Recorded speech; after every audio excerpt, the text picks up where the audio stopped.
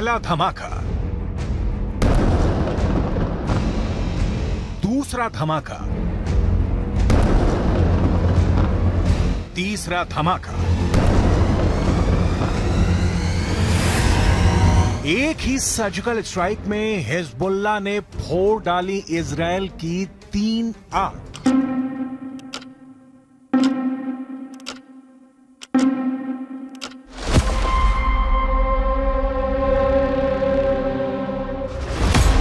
पहली आंख,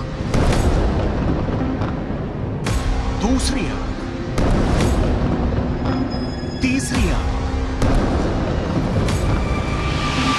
हिजबुल्लाह ने मिसाइल अटैक करके इजराइल की 3 आंखों को फोड़ दिया। ये मेरान एयर सर्वेलेंस बेस है और यहां इजराइल के रेडार और कम्युनिकेशन सिस्टम थे, जिससे वो लेबनान में हिजबुल्लाह पर नजर गड़ाए रहता था।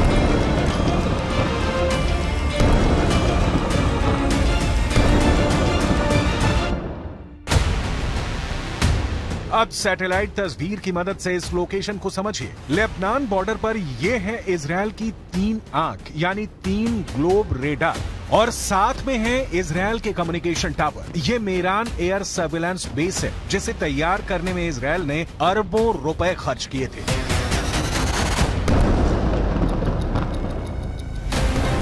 यही वजह है कि लेबनान के हिजबुल्लाह ने इसे अपना सॉफ्ट टारगेट बनाया। बेरूत में हमास के डिप्टी चीफ सालेह अल अरूरी की मौत के बाद यह हिजबुल्लाह का इजराइल पर सबसे बड़ा हमला है।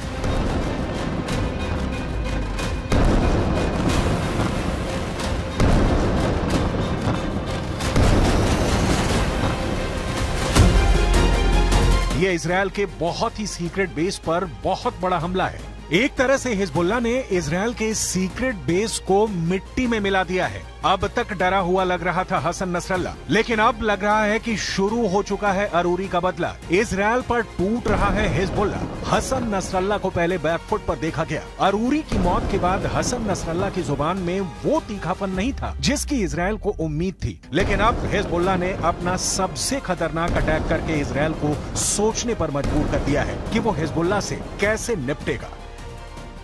עדיין יש בג'באליה מחבלים, רק כעת הם פועלים ללא מסגרת וללא מפקדים. נתקלנו וגם ניתקל בירי רקטי ספורדי מהמרחב הזה. תקפנו אותו ונמשיך לתקוף ונמשיך להעמיק את ההישג באזורים האלה. זה דורש זמן. אין קיצורי דרך בלחימה בטרור.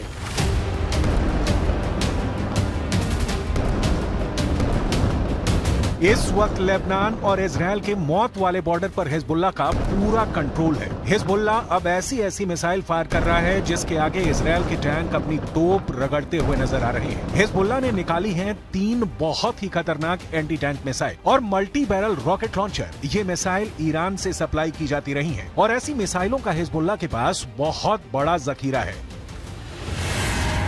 हिजबुल्लाह 3 तरह की एंटी टैंक गाइडेड मिसाइल इस्तेमाल कर रहा है। ये है कॉर्नेट, इसकी रेंज 5 किलोमीटर तक है। ये रूस की मिसाइल है, लेकिन अब ईरान इसका देसी वर्जन देहलाविया तैयार कर चुका है और ऐसी बहुत सी मिसाइल अब हिजबुल्लाह के पास है। दूसरी है BGM-71 TOW टो anti tank guided missile. Range है 3.5 किलोमीटर। ये अमेरिका में बनी मिसाइल है, लेकिन अब इसकी नकल ईरान तैयार कर रहा है और उसने हिजबुल्लाह को सप्लाई की है। तीसरी है 85 कॉनकोर्स, रेंज 4 किलोमीटर। ये भी रूस ने बनाई है और अब ईरान में ये तोसान नाम से तैयार की जाती है।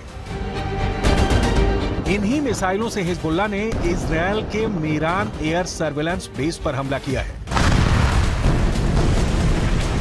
ये तीनों मिसाइल बहुत ही घातक है और जिस तरह से इन्होंने इजराइल के अड्डे उड़ाए हैं, उससे ये बात साबित हो जाती है। हिजबुल्लाह का दावा है कि उसका हर हमला इजराइल को मुंहतोड़ जवाब है।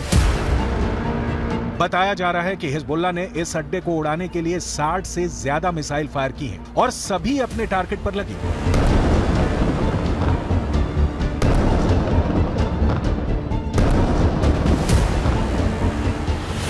ये मेरान एयर सर्विलांस बेस के अंदर की तस्वीरें हैं, जिन्हें बहुत ही सीक्रेट माना जाता है।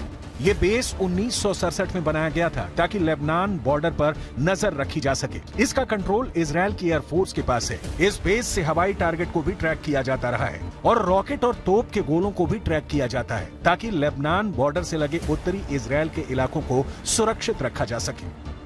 दक्षिण लेबनान और उत्तरी इजराइल के बीच जो बॉर्डर है वहाँ तनाव बहुत ज्यादा है। कब कहाँ बम फटेगा, कहाँ धमाका होगा, ये या तो हिजबुल्लाह जानता है या फिर इजराइल की सेना। वैसे यहाँ के लोगों को भी पता है कि बहुत जल्दी युद्ध का एपिसेंटर गाजा से निकलकर लेबनान तक पहुँच सकता है। यहाँ तैनात संयुक्त राष्ट्र की सेनाएं भी अलर्ट मोड पर हैं। लगातार पेट्रोलिंग हो रही है। हमास के डिप्टी चीफ सालेह अल अरूरी की मौत के बाद हिजबुल्लाह के सामने बस दो ही विकल्प है, या तो उसे मरना होगा या उसे मारना होगा। यही वजह है कि हिजबुल्लाह ने इजराइल के अड्डों को टारगेट करना तेज कर दिया है।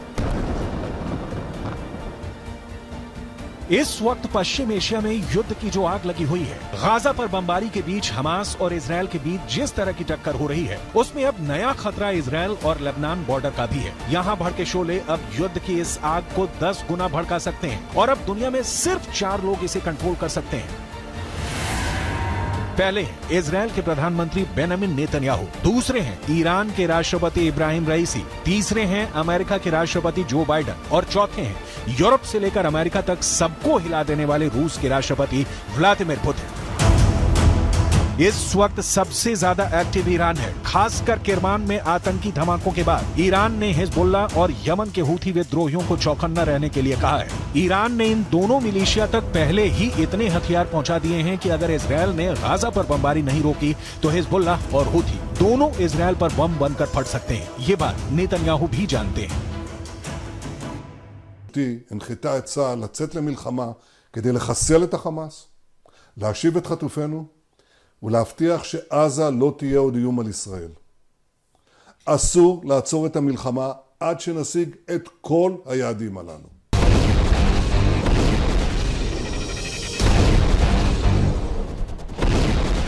जब से सालेह अल अरूरी को इजराइल ने ड्रोन स्ट्राइक में मारा है, तनाव बहुत ज्यादा फैल गया है। ये ड्रोन स्ट्राइक बेरूत के दहिया इलाके में हुई, जिसे हिजबुल्लाह का गढ़ माना जाता है।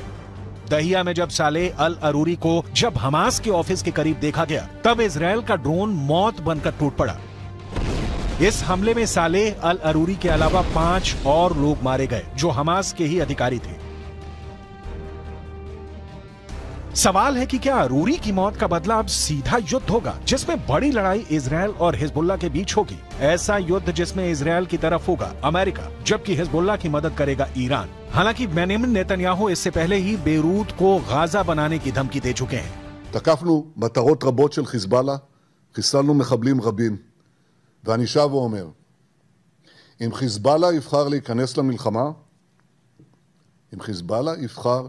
למלחמה, הוא יעשה את טעות חייו. देखा जाए तो हिजबुल्लाह वो संगठन है जिसे ईरान से पूरी मदद मिलती है और ईरान हिजबुल्लाह को इजराइल के खिलाफ एक बड़े हथियार के तौर पर इस्तेमाल भी करता आया है। लेकिन इजराइल ने अगर हिजबुल्लाह का हाल हमास जैसा करने का फैसला किया तो लेबनान में वर्ष 2006 वाले युद्ध की तबाही दोहराई जा सकती है।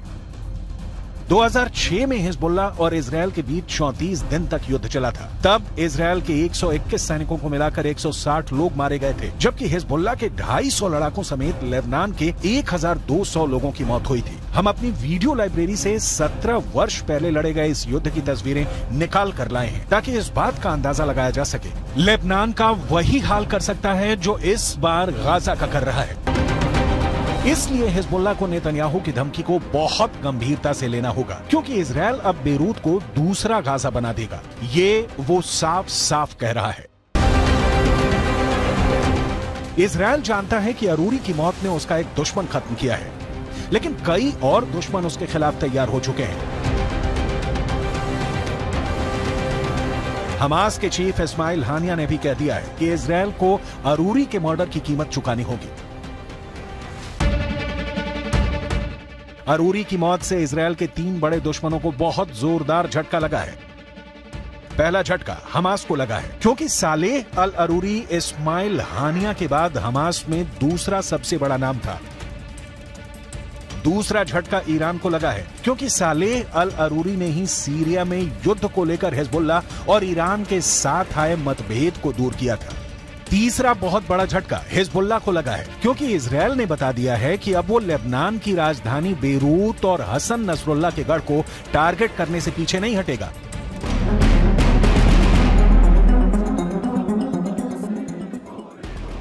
इस वक्त गाजा के बाद वेस्ट बैंक में भी युद्ध के हालात बनते नजर आ रहे हैं। सालेह अल अरूरी की मौत के बाद वेस्ट बैंक में प्रदर्शन शुरू हो गए हैं। सड़कों पर हजारों लोग इजरायल के खिलाफ उतर आए हैं। हालात ऐसे हैं कि इजरायल को अब अपनी ड्रोन फोर्स को वेस्ट बैंक के ऊपर एक्टिव करना पड़ा है। देखा जाए तो वेस्ट बैंक इजरायल के खिलाफ 5वां मोर्चा है। इससे पहले गाजा की लड़ाई है, हिजबुल्लाह से लड़ाई है, हूथी से युद्ध का खतरा बढ़ता जा रहा है। इराक में ईरान समर्थित हश्द अल शाबी ने अमेरिका के ठिकानों पर हमले बढ़ा दिए हैं। अरूरी की मौत के बाद ये मोर्चे और मजबूत होंगे, इसमें कोई शक नहीं। ये युद्ध फैला तो समझ लीजिए कि बहुत से देश इसकी चपेट में आ जाएंगे।